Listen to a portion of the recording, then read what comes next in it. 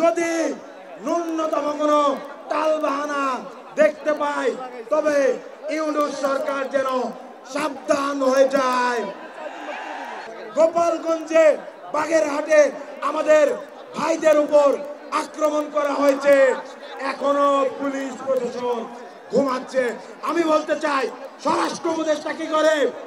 আজকে আমাদের অন্তর্বর্তীকালীন সরকারের কাছে আমি প্রশ্ন করতে চাই, আজকে সিসিটিভি ফুটেজ থাকা সত্ত্বেও, আজকে ভিডিও ফুটেজ এবং ছবি থাকা সত্ত্বেও কেন পুলিশ বিজিবির যেই সকল হায়নারা আমাদের ছাত্রদের জনতার বুকের উপর গুলি চালিয়েছিল তাদেরকে কেন গ্রেফতার করা হচ্ছে না? আমরা প্রশ্ন করতে চাই, যে সকল শহীদকে সরাসরি গুলি করা হয়েছে এবং তার সুস্পষ্ট প্রমাণ আছে, তার ভিডিও ফুটেজ আছে, সেই সকল শহীদের লাশ কেন কবর থেকে আবার তোলা হবে? সংগ্রামী ভাই এবং বন্ধুগণ, আমাদের এই বিপ্লব শুধু ছাত্রদের বিপ্লব ছিল না, এটি বাংলাদেশের সর্বস্তরের মানুষের বিপ্লব।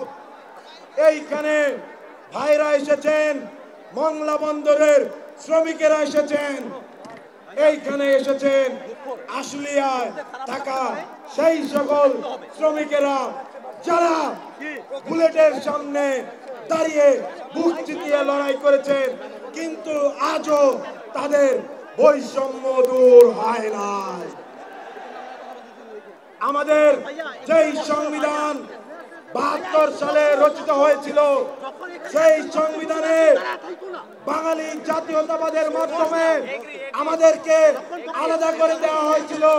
যেই সংবিধানে আমাদের মোহাম্মদপুরের জেনেভা ক্যাম্প কিংবা সৈয়দপুরে থাকা মুহাজির ভাইদের অধিকারের কথা নাই। সংগ্রামী ভাই এবং বন্ধুগণ, এখনো কিন্তু দ্রব্যমূল্যের দাম কমে নাই। আজকে এইখানে আসার আগে সিরাজগঞ্জে এবং গোপালগঞ্জে বাগেরহাটে আমাদের ভাইদের উপর আক্রমণ করা হয়েছে, এখনো পুলিশ প্রশাসন ঘুমাচ্ছে। আমি বলতে চাই স্বরাষ্ট্র উপদেষ্টা কি করে? বিডিআর হত্যাকাণ্ড, পিলখানা ট্রাজেডি নিয়ে এত টালবাহানা কেন? সাপ্লাই আমাদের মাদ্রাসার ভাইদের উপরে যেভাবে আক্রমণ করা হয়েছে, হামলা করে শহীদ করা হয়েছে, তাদের বিচার কেন হবে না? সরকার কেন চুপ করে থাকে? মাদ্রাসার ভাইরা আওয়াজ তোলেন। বিচারিক প্রক্রিয়ায় আওয়ামী লীগ নিষিদ্ধ করতে হবে। সংগ্রামী ভাই এবং বন্ধুগণ, আমি আমার বক্তব্য দীর্ঘায়িত করব না, কিন্তু সরকারের তরফ থেকে যদি ন্যূনতম কোনো টালবাহানা দেখতে পাই তবে ইউনূস সরকার যেন সাবধান হয়ে যায়।